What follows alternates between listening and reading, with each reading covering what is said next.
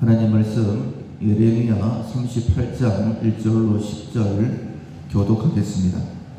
mattan의 아들 스바냐와 바스올의 아들 그다랴와 셀레미야의 아들 유갈과 말기야의 아들 바스올이 예레미야가 모든 백성에게 이르는 말을 들은즉 이르기를 여호와께서 이와 같이 말씀하시되 이 성에 머무는 자는 칼과 기근과 전염병에 죽으리라.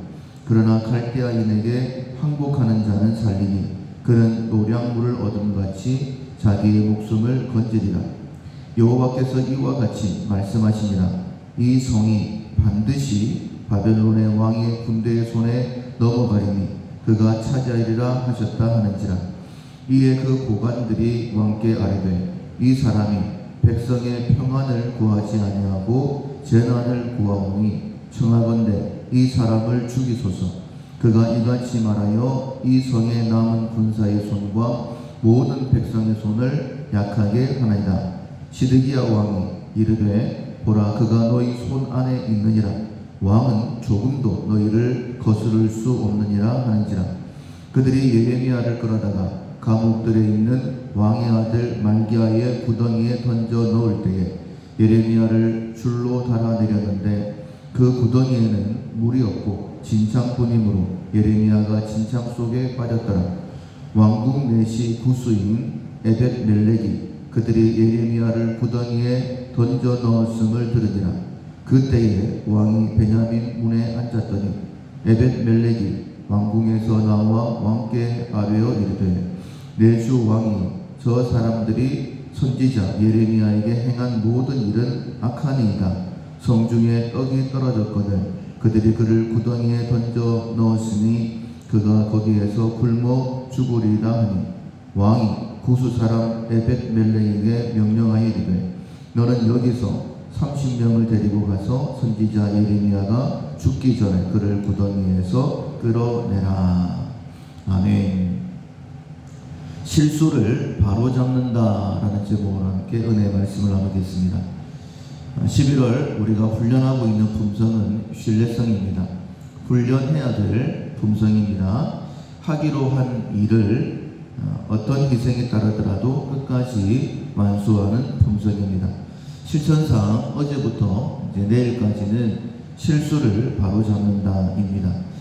첫 번째로는 나도 실수할 수 있다라는 생각을 먼저는 해야 되고, 그리고 지금 하는 일도 어쩌면 실수일 수도 있다라는 생각을 가져야 됩니다.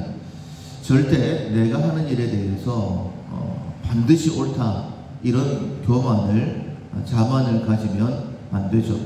왜냐하면 먼저는 하나님께서 우리의 생각하는 바가 어려서부터 악하다라고 분명히 말씀하셨고, 예수님이 이 땅에 오신 목적이 우리가 어리석은 양 같아서 각기 제 길로 갔기 때문에 그 길을 바로잡아 주시기 위해서 이 땅에 오셨어요.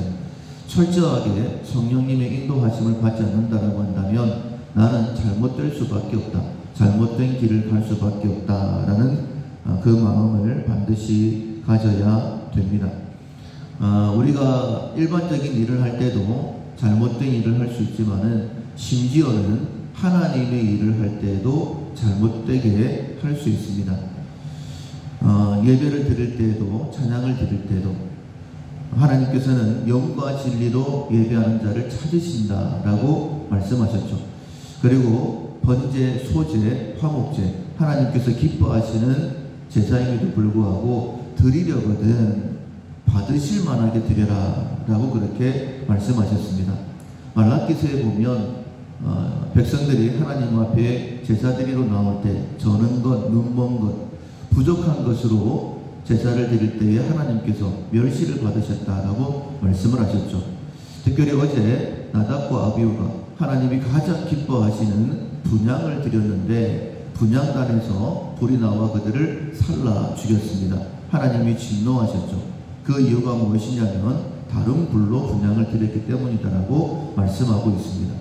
이처럼 하나님이 기뻐하시는 일을 함에도 불구하고 사람들은 잘한다라고 인정할지 모르겠지만 하나님께서는 그 중심을 감찰하시기 때문에 잘못했다 라고 말씀하실 때는 반드시 그 음성을 들어야 되고 깨닫고 돌이키는 회개의 모습이 반드시 우리 가운데 있어야 됩니다. 이스라엘 하나님이 택하신 백성이죠. 그리고 하나님의 살아계심을 증거해야 될 선민입니다. 그럼에도 불구하고 멸망당하죠. 그 이유는 무엇이냐면 죄가 있어 그런 것이 아닙니다. 끝까지 고집부렸기 때문이죠. 선지자들을 보내셔서 바른 길로 인도하시려고 하는데 하나님의 음성에 귀를 닫아버렸기 때문에 멸망당한 것입니다. 우리는 다 약하죠. 우리는 다 악합니다. 그럼에도 불구하고 구원해 주셨어요. 그런데 구원받지 못하는 자가 있습니다. 성령님의 음성에 인도하심에 귀를 막아버리는 자들. 그래서 고집부리면 안 되고 반드시 깨닫게 하실 때에 특별히 실수를 깨닫게 하시면 잘못을 깨닫고 돌이키는 지혜가 우리 가운데 있어야 됩니다. 나답과 아비후는 포도주와 독주로 인하여서 다른 불로 분향을 드렸다가 하나님께 진노를 받아 죽게 되어지죠. 독주와 포도주로 인하여서 자기의 생각에 붙들린 겁니다. 하나님의 말씀은 번제단의 불을 취하여 분향을 드려야 되는데 그냥 이것으로 해도 되겠지. 자기 생각에 붙들려서 망했다라고 한다면 오늘 본문의 말씀을 통하여서 우리에게 말씀하시는 것은 우리가 실수할 때에 주변 사람들의 말에 귀를 기울였다가 실수하게 되는 경우를 말씀하고 있습니다. 하나님께서 이스라엘 백성들에게 경고의 말씀을 주시는데 예레미야 선지자를 통하여 말씀을 하시죠. 2절에 보면 이렇게 말씀을 하십니다. 이 성에 머무르는 자는 칼과 기근과 전염병에 죽을 것이다. 그러나 갈대아인들에게 바벨론에게 항복하는 자는 살 것이다. 이렇게 말씀을 하시죠. 예루살렘이 멸망당한다라고 결코 받아들일 수 없는 이야기를 예레미야가 하고 있습니다. 3절에 역시 마찬가지입니다. 이 성이 반드시 바벨론의 왕의 군대의 손에 넘어갈 것이다. 그가 차지할 것이다 라고 이야기를 합니다. 당연히 이제 사람들의 반응이요, 예레미야가 백성들과 군대를 평안하게 해야 되는데 오히려 그들의 손을 약하게 하고 있다. 그래서 시드기야 왕의 고관들이 시드기야 왕에게 이러죠. 이런 예레미야를 가만히 둘 수는 없습니다 라고 이야기를 했을 때에 5절에 보면 왕이 이렇게 얘기합니다. 보라, 그가 너희 손 안에 있느니라. 왕은 조금도 너희를 거스를 수 없느니라. 나라가 위기 가운데 있습니다. 그러니 시드기야 왕도 고관들의 말을 무시할 수 없었겠죠. 그래서 하나님의 말씀을 증거했던 예레미야인데도 불구하고 그를 너희들이 알아서 마음껏 해라 이렇게 이야기를 합니다. 그래서 그들이 예레미야를 감옥들에 있는 한 구덩이에 던져 넣게 되어지죠. 그런데 깊이가 상당했던지 줄로 매달아서 내렸습니다. 그 아래에는 아무것도 없고 진창뿐이었어요. 그런데 이미 이스라엘 예루살렘에는 먹을 것이 떨어진 상태였습니다. 시드기야 왕은 그렇게 하는 것이 낫겠다라고 판단했기 때문에 그렇게 행했겠죠. 그러나 그것은 하나님의 뜻이 아니었습니다. 그래서 하나님께서 7절에 보면 왕궁 넷이라고 했습니다. 그런데 특별히 구수인이다라고 말씀을 하셨죠. 어쩌면 예루살렘과는 동떨어진 사람, 고관들과는 비교할 수 없는 그런 사람이라고 볼 수 있을 것 같습니다. 그런데 에벳 멜렉을 통하여서 하나님의 음성을 들려주시죠. 9절에 보면 시드기야 왕을 에벳 멜렉이 찾아갑니다. 그리고 지금 이 성에 먹을 것이 떨어졌는데 하나님의 사람 예레미야를 그 구덩이에 그대로 놔둔다면 굶어 죽을 것입니다. 그 사람을 건져내야 됩니다 라고 말을 합니다. 그리고 이때에 시드기야가 자신의 잘못을 깨닫고 그 실수를 돌이키죠. 에벳멜렉에게 30명을 데리고 가서 예레미야를 죽기 전에 건져내라 라고 이야기를 합니다. 어떻게 보면 이 사건은 그냥 아주 작은 사건일 수도 있습니다.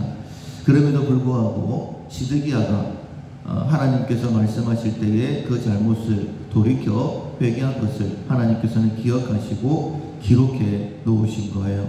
우리의 삶에도 성경에 기록될 만한 그런 내용이 아닌 작은 일들도 많이 있을 수 있습니다. 그런데 그때마다 하나님께서는 놓치지 아니하시고 우리에게 회개할 기회를 주신다라는 거예요. 자기 실수를 돌이키지 아니하면 우리에게 맡기신 사명 끝까지 감당할 수가 없습니다. 신뢰성, 하기로 한 일을 끝까지 어떤 희생을 감수하더라도 끝까지 감당하기 위해서 자기의 실수를 돌이킨다. 실수를 바로잡는다. 실천사항을 기억하시고 오늘 하루도 한 걸음 한 걸음 하나님께서 원하시는 그 길을 걷는 하나님과 동행하는 형통한 삶을 사는 우리 모두 되기를 주님의 이름으로 축원합니다. 아멘. 찬송가 524장 갈 길을 밝히 보이시니 찬송가 524장 함께 찬양하시겠습니다.